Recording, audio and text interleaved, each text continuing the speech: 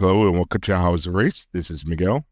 I'm here today with Heather again. Heather, she was in the episode earlier about Glass City Marathon.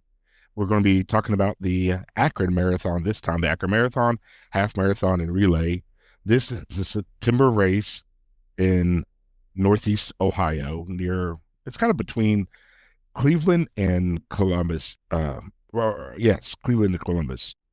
This September race is the weather can be either way. I mean, that's just the Midwest for you in September. If you're looking for a nice half marathon as an organized tune-up run for your fall marathons, I would highly recommend looking into this. I understand as of recording, it's about a month away. However, if you're getting ready for like an October, November, say monumental marathon, you should probably be hitting those half marathon distances around this time, or you should be around the time of the Akron Marathon. We're going to be featuring from Fathead Brewery, their Blueberry Bumble. Blueberry Bumble is a blueberry wheat beer. It's coming in, I believe, around like a nice still 6.7 ABV. It's pretty low on the IBUs as well, so it's not too bitter. It's probably about a 40 or 50 going off the top of my head. I don't see it on the Untapped app right this moment. So that's a delicious little beer. It's a blueberry beer. They have a blueberry bumble and a blueberry stumble. The blueberry stumble is a higher ABV. And oddly enough, I actually prefer the lower ABV on this one. For those that are keeping track at home, a lot of times I recommend beers are 10 to 14% alcohol. But this time I'm recommending one that's below a 7, and I prefer that over the 10% version. Very flavorful, very delicious. And if you're in the area, I definitely recommend after the Akron Marathon, swinging by and seeing the brew house, the brewery on off the Interstate 71. Very large, very welcoming. The food is very good. My son and I went one year, and we really enjoyed it. So sit back, relax, or run, or whatever you're doing. And let's go through the adventure with Heather. Heather, she is a Hall of Fame runner. She has ran over 113 half marathons. She ran the Monumental with me several times, as well as Derby Marathon. She's ran Flying Pig, which we featured the Flying Pig in the episode with Ruth and Enzo. And she has ran, obviously, Glass City and many, many other races. But today we're going to be talking to Heather about her experience at Akron Marathon. Heather, how did you first hear about the Akron Marathon? It was actually through a friend who lived in the area. I was looking for something to do one weekend because I was like asking my runner friends, "Hey, I'm looking for a race to do this weekend." And she said, "Oh, why don't you come up here and look into Akron?" And it was actually in August when they do it because they actually have a whole series of races. So it was their event that takes place in August. So I went up there and that actually got me hooked in. I was like, okay, so now I have to go up to Akron 3 times a year because I have to do the whole series because you know how I am with series medals. I think we're all a sucker for those series. So, okay, so you did you learned about it through friends. There's one in August and one in September. When's the other event? Is it just what's a 3 series, right? Yes, yeah, it's actually in late June. So all the events are separated by 6 weeks. The one in June is actually just an 8K and a 1 mile. The one in mid-August is a 10K and a half. And then the one in September coming up is the half and the relay. Okay. Now this episode, we're recording on the 23rd, and this episode will be coming out this coming Friday. So I don't know whether or not, I don't know if you know, and I can't really look it up right now, if the August event has happened. So yeah, it was like 2 or 3 weeks ago. Okay. I'm trying to remember. All my weekends run together. So we have a lot of running weekends. Yeah. So how was registration for this race? Was it fairly simple? You don't really remember? Nothing remarkable? No, it's fairly simple. I'm trying to remember. I think they use Race Roster. So Okay. it just, hold if you long as if you saved your information in there, it just saves it all and holds it all for that quick and easy registration. Well, a lot of the races they use race registration, runner sign up. Once you create the profile once, it's a breeze. Yep. Now in And if Akron, you're in Another thing, if you're interested in doing the series, they link it all by your email. So as long as you use that same email to register for each event individually, it'll automatically link it together for that series. okay, then Akron, it's about. Well, I guess everybody can use Google Maps or whatever map service you use. But anyway, Google Maps is like the band-aid of maps. You just say it. It whatever map you're using, you just call it Google Maps. It's about an hour and a half from Columbus, would you say? It's about 2 hours from Columbus because I'm in Cincinnati and it takes me 3.5 hours to get there, and it takes me about an hour and a half to get to Columbus. So it's gonna be about 2 hours from Columbus. Okay. So if somebody's wanting to fly in for a marathon or half marathon, Columbus is an option. Cleveland is, I don't know if Cleveland's airport has a lot of flights though. Yeah, and I'm not sure. That's probably maybe a half hour. I have a friend who does the Akron series also, and he lives up in Pennsylvania, like on the borderline, and he's in Akron from Pennsylvania is literally like a half hour drive. Oh, okay. So from Pennsylvania or Yeah, yes, yeah. Now, where in yes. Pennsylvania? I don't know. I think my friend lives in more of a rural area that's like right close to the border as opposed to a major city. I was thinking every time I think of well, not every time I think of and I was like a half hour from Pittsburgh, and I was like, no, no, Miguel. She said the state of Pennsylvania, not the city of Pittsburgh. So, Yep. so most likely you'd fly in from and there's actually an airport in Canton, Ohio.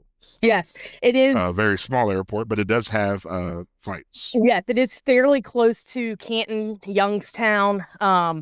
The event in August, when you're trying to book your hotel, is I always have to book. I mean, I always do anyway, but you almost have to book through the block of rooms that they provide because everything is like $300-400 because it's always the same weekend as the Football Hall of Fame. Oh, now that's the very um, the Hall of Fame marathon. Well, they don't have the marathon anymore. They got rid of the marathon and they just have the half and 5K and relay, I believe, for the Hall of Fame race. So that also, by the way, if you're in the area, I really do recommend going to the Hall of Fame marathon. The Hall of Fame, Pro Football Hall of Fame. It's a really nice museum. I went through it when I did the Hall of Fame marathon. I went through it the following day wearing my rings, which you get rings for doing the marathon or the half. So it's really neat wearing that in the hall. Anyhow, getting back to Akron.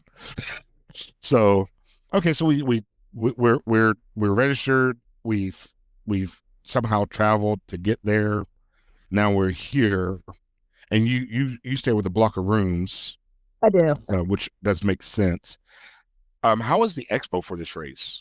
I mean, it's not bad. It's pretty typical to other expos. They set it up so you come in, you get your bib and uh packet information, and then it's one of those where they make you walk through the entire expo to get your shirt. And your boots are pretty typical, like your running gear, your shoes, your gels, your random come by our gutters for your house. Why are they always there? Oh, You know. anybody has anybody ever bought gutters while at a race expo? Like, why are they always there? Like, would you like gutters for your house? I'm like, yeah, you're gonna come 4 hours from here. Yeah. God, at every freaking Atlanta, they're there. At, Charlotte, they're there. Every stinking race. Okay. So basically, so with the expo, was it easy to get to parking and such for the expo? Yeah. Yeah, so every year I've done it for the actual one in September. They always have the expo at the John Knight Center. That's like their expo hall there in Akron. There's a parking garage right next door. It's not expensive. It's like $1 for 2 hours. So I That's mean, yeah, I mean you should be able to afford $1. Um, and like I said, the expo they have like a schedule where they'll have a stage set up and they'll have like different speakers during different times if something comes up that you're interested in. They always send that email out beforehand to, remind you to pick up your packet and your bib number, and they'll give you a schedule of the things going on at the expo. okay. So I always try to say that you lost your luggage somehow. You flew in or drove in. Either way, if you showed up without anything, you'd be able to leave the expo with shoes, socks, shorts, and a shirt. Yep. Okay, Oh yeah. that's. I mean, because if you And do enough of gutters. these races, and go, yes,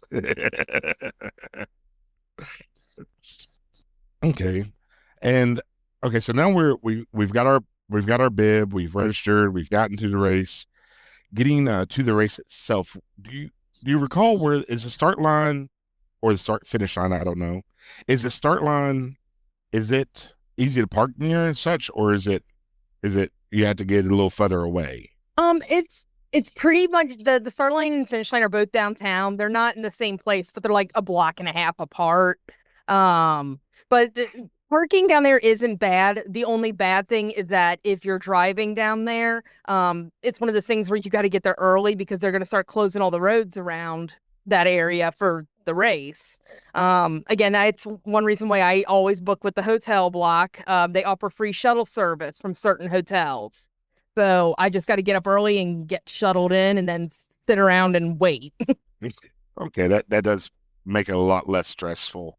Yeah.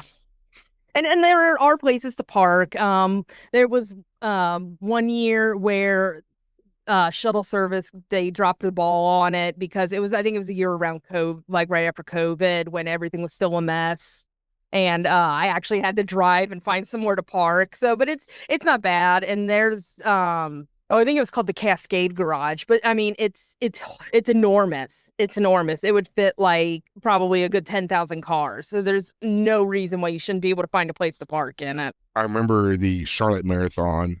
One of the things I really liked, it was the Charlotte Marathon was about 2 blocks from where the Carolina Panthers play, the NFL team, and there's a parking garage that's attached to a hotel, and it's in between a AAA ballpark. I think it's AAA ballpark.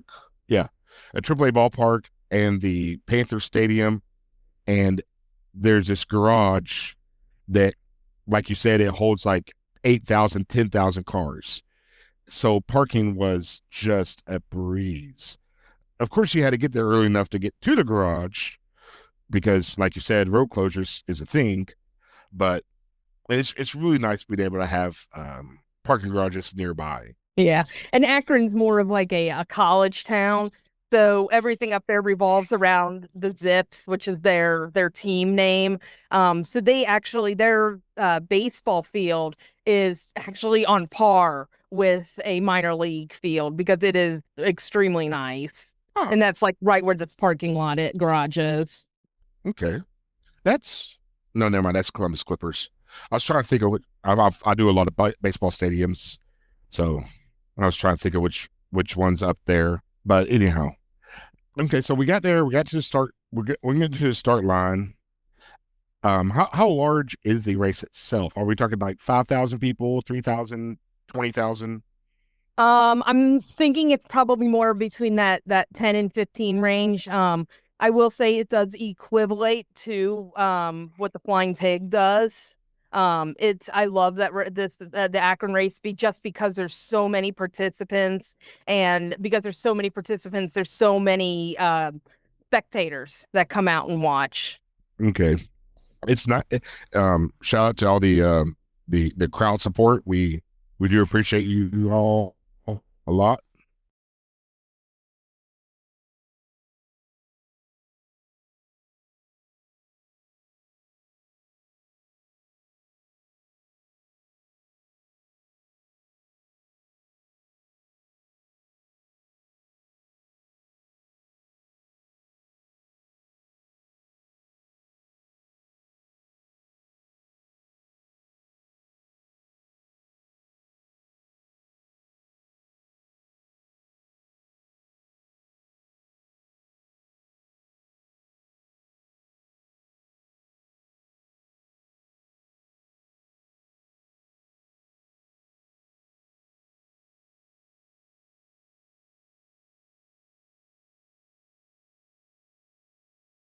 I was gonna say last year, when I was doing it, expected I fell behind pace because I've always said I'm not fast, but I have the endurance.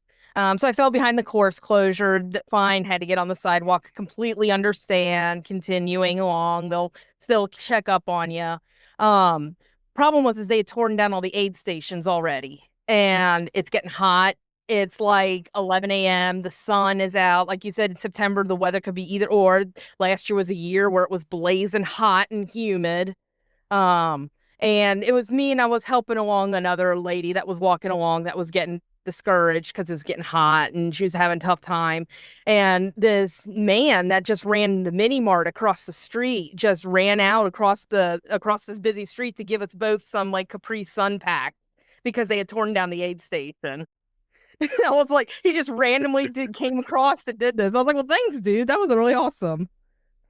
I love when it's that Aesop's fable. No deed, no good deed, no matter how small, goes unappreciated. I mean, it's a small thing from him, but it's a big thing to you at the time, in that moment. I was dying too. It was like, oh, the water station is torn down. Great. Does this race offer an early start? Well, being that large of a race, I wouldn't expect it. But do you know if they happen to offer an early start?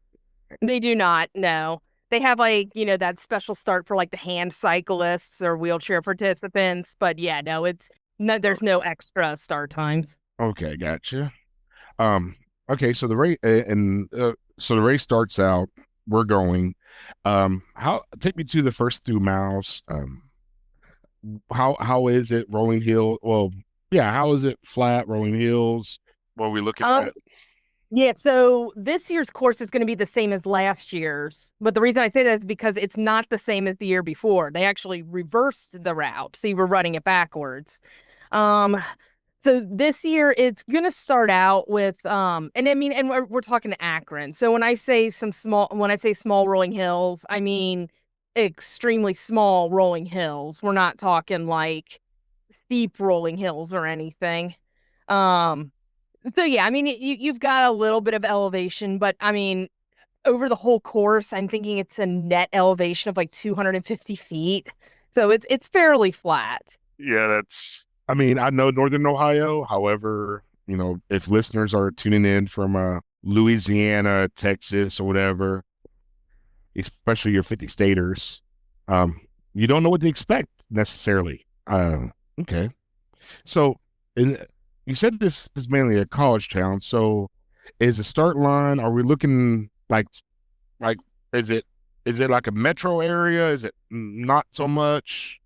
No, yeah, it's a downtown. I mean, Akron is an older city. It's one of the older cities in Ohio. Because it's right on the river that goes into Lake Erie.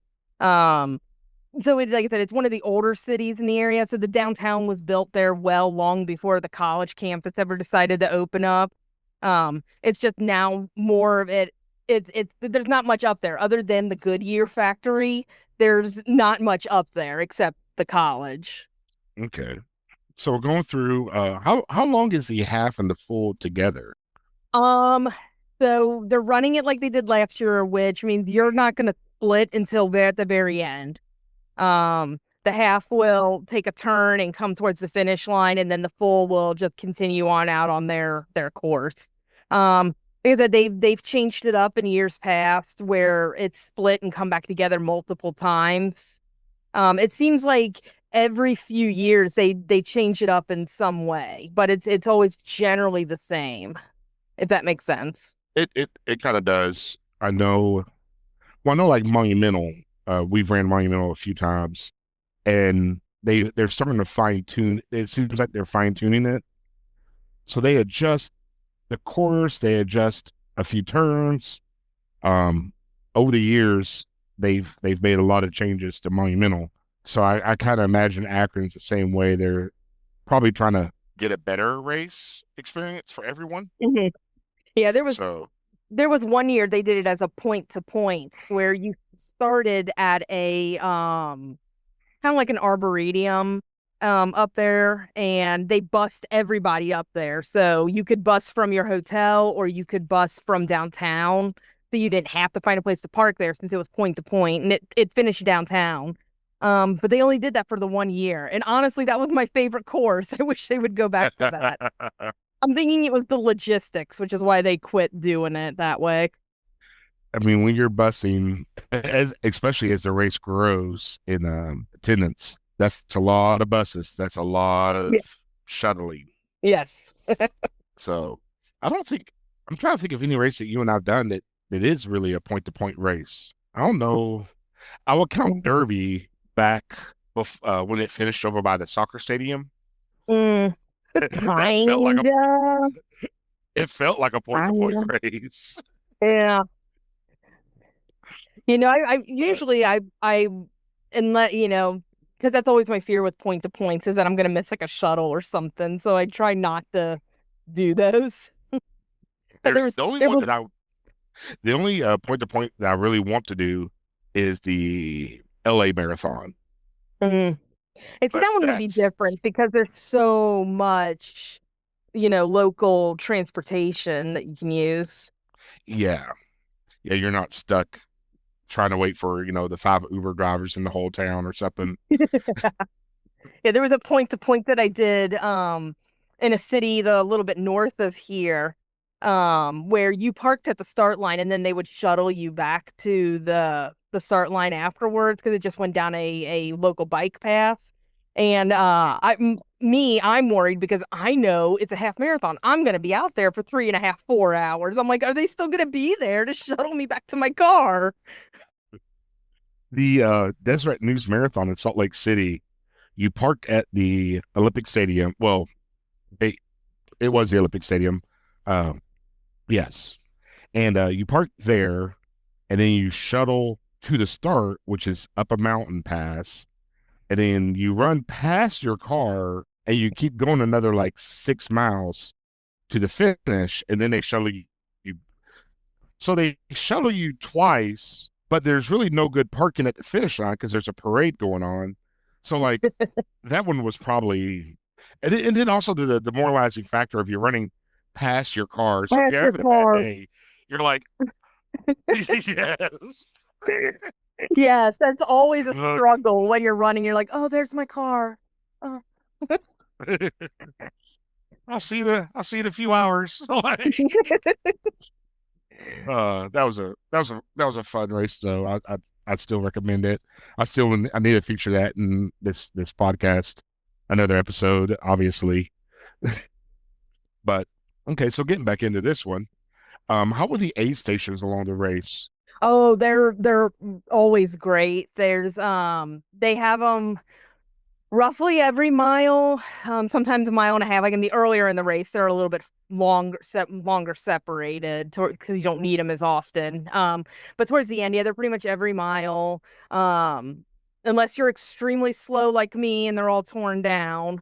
Um, they're pretty good. They're always, cheering you on. There's like literally 40 volunteers at each aid station, so there's not lack of people there to help hand out water or whatever you need.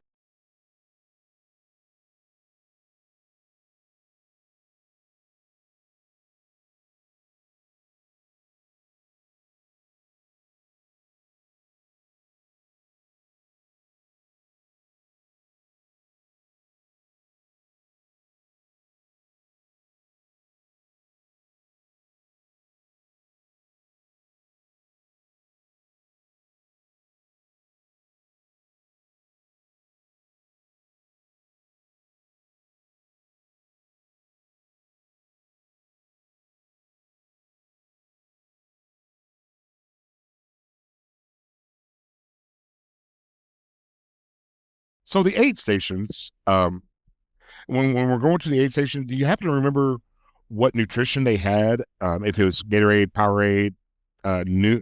I started seeing Noon pop up at a lot of races. Yeah, I'm trying to remember if it's Powerade or Noon. I think it's just Powerade that they have. I mean, and then of course they have water. Um, on the half marathon, they have one aid station that'll be like some sort of gels or honey stinger or something. I can't remember. I know on the marathon they have two different stations like that. Okay.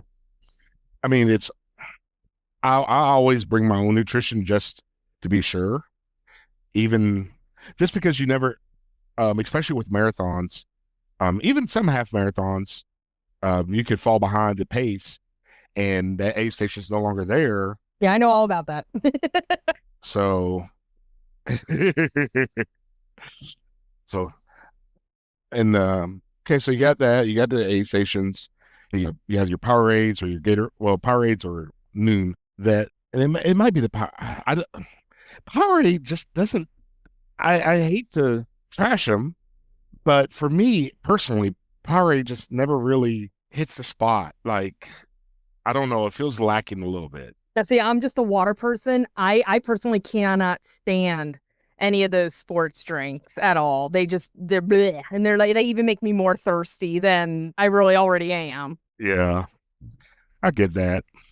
The Speedway gas station, Speedway slash 7-Eleven, they sell this recovery drink. Then it's I forget what it's called, but it's like an electrolyte recovery drink, 0 calories. Well, they have 0 calorie on tap, and then they have like several with or without sugar on the in the cooler. And I grabbed one yesterday because I had done a long run that morning, and I knew I needed to rehydrate because I had things going on. And that first sip of it, it was so salty. Like I knew I needed salt, but at the same time, it's like I love the flavor when I need it. It's weird. Okay, so we're And going if I need, through. I'd say if I need electrolytes, I'm going for my smart water. Mm, not a bad choice at all. I remember Jill from Jill and Dan. She was in the Eugene episode. She she mainly just drinks salt. She brings salt tablets because she has dietary needs, and she just does water and salt tablets, and that's or maybe she does salt packets, one of the two. And to my, I mean, that's but hey, it's that's one of the good things about as you as you log more and more miles, you know, 500, 1,000 miles, you start to learn what your body can tolerate and what your body needs, and also what your palate can tolerate. Yeah, I'm somebody that I can't do the goose at all. Like I can't cannot get past the consistency. I feel like I'm going to hurl if it touches my tongue. So I am a choose person all the way. uh, Shoes are really nice. Have you tried the Science and Sport? I have not. The SIS. Um, the consistency is a lot thinner. If you grab the packet and feel it, it's much more malleable. It's much more soft. So Hmm. like that or Gatorade Endurance Gel. Because goo, they have, oh my gosh, they have like pumpkin spice and vanilla Oh, bean and you know, they have marshmallow, toasted marshmallow. They have all these flavors. However, they are very thick. They're very thick. But yeah, the it's chews, always funny because yes. sometimes I'll go to a run and I'll forget to bring my shoes with me, so I have to buy them there. And I'll see a friend like, "Oh, hey, how you doing?" I was like, "Yeah, I had to go buy shoes. I forgot them." They're like, "You forgot your shoes?" I'm like, "No, shoes, not shoes." I'm trying to think if I've ever forgot. No, I forgot shorts, but I haven't forgotten shoes yet. Keyword yet. Okay, so we're going through the race. Aid stations are well spaced apart, appropriately spaced apart. I should say well spaced because that could mean two different things. So the aid stations are appropriately spaced, very well stocked. Then people on course, your crowd support is there, which is really nice. Do you run much through like multi-use trails, or is it mainly all street?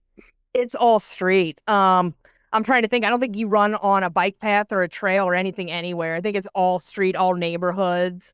You're only actually downtown just for a little tiny bit at the beginning and stuff, but you're mostly in neighborhoods the whole time. Okay.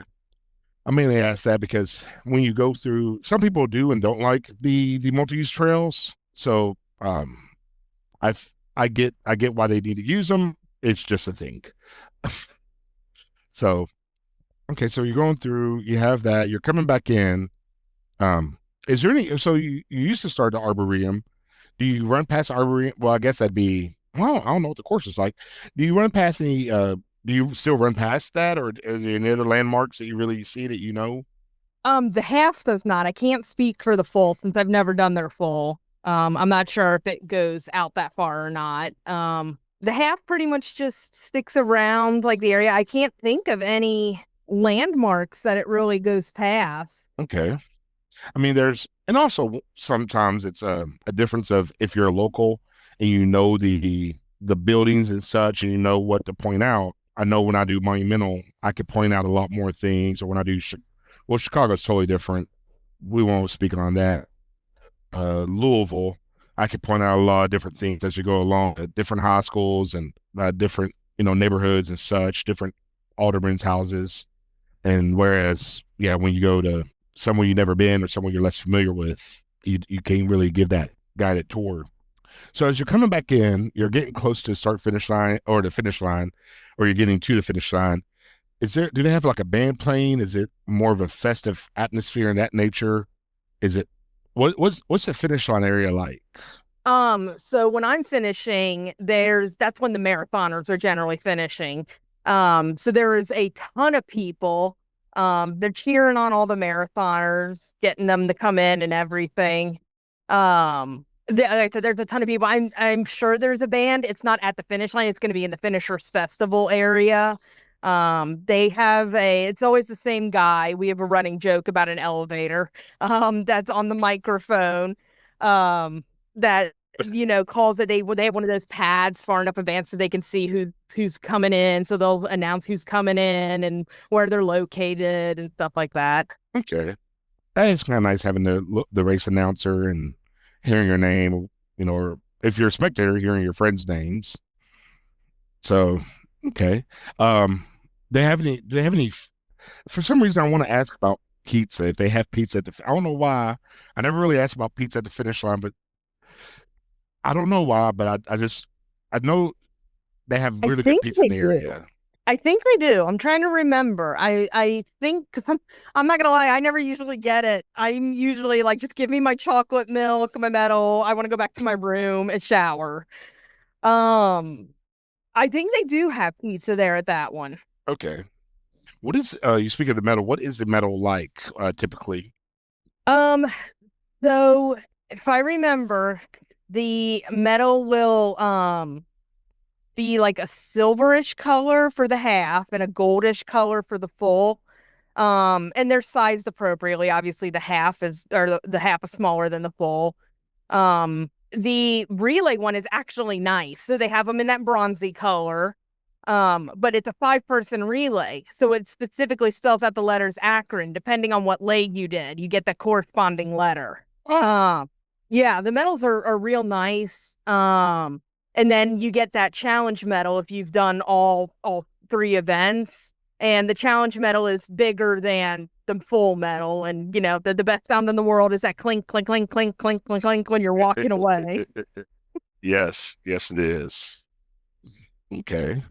So you say and I understand that you want to rush back or get back to the hotel, get the funk washed off you. That's an amazing feeling getting that post run shower in. Um, what do you do? What else do you do to celebrate afterwards? Is there a particular restaurant spot you go to, or Not me. They have a huge finishers festival there. It's like that they have a band playing. I think they have multiple bands throughout the day because and one band's not gonna play for like 6 hours. Um, they have like a giant area where you're set up to go through to get your free snackums that you get afterward. They have like a beer area. It's like like a typical finisher festival. It's like a huge area set up for people to just meet up afterwards and relax and talk. okay? Now you've done this race mainly as a pacer, correct? Or no? No, this one I do not. They do have pacers available, but it's with flip-flopped on the slowest pacer being a 3 hour or a 3:30. It's done by a local group up there. Okay. So with that in mind, well, you've done this race several times, correct? Yes, yeah, I've done it for like the past 5 or 6 years. Okay. Normally I would ask, would you do this race again? But obviously you have. Yeah, Akron, obviously, me being from Cincinnati, the pig is my number one go-to for all their stuff. But Akron is the other one I will make it a point to go to because I don't know, there's something about it that is very reminiscent to me of the pig and everything. I just love going up there and the environment and everything. Okay. I've only been up there. Well, I went to Cleveland and did the Rock and Roll half, the Rock and Roll Hall of Fame half, and then I went up to Canton and did the Pro Football Hall of Fame. And then my son and I think it was pre-COVID, we went up to Stan's Indoor Bike Park. So I've only been up there 3 times, but I've always enjoyed going up there. There's a lot of good food up there, a lot of things to do. I wouldn't recommend doing the bike park and then doing the marathon or the marathon and then the bike park. I would not recommend that. I would recommend the Hall of Fame, uh, either the Rock and Roll Hall of Fame or the Pro Football Hall of Fame, or both, preferably after the marathon, because being on your legs for 5 or 6 hours walking at a museum and then doing a marathon sounds terrible. But Yeah, I'm that stupid person that I'll do that here in a few weeks. I'll do the Queen Bee half marathon in the morning, and then later on that night I'll head up to Kings Island and walk around for their haunted house thing. And I'll be like sitting there and I'll go to first aid, like, yep, I'm stupid. I need ibuprofen. oh, all the decisions we make. Okay. Well, this sounds like a nice marathon. It's not. I mean, there are marathons in major cities. Um, don't knock. I'm not knocking Flying Pig. I'm not knocking Charlotte, Atlanta, even say Mercedes Benz, Fort Dallas, Fort Worth. I'm not knocking the major cities, but there's also these marathons in smaller towns. I don't want to call them a city because it's kind of not, but there's marathons in these smaller towns. I think, especially depending on how you which 10,000 people is a lot of people, Mhm. no matter how you slice it. But I think And there's always for plenty some of people it might bathrooms. be less stress inducing. They do the bathrooms Oh, right. that's awesome. All righty. Um, is there anything as we start to wrap up and close up? Is there anything that you like to say? Anything that you want to closing words or parting words? Oh, geez. Do you want to come mow my lawn? No. I'll send my son over to it.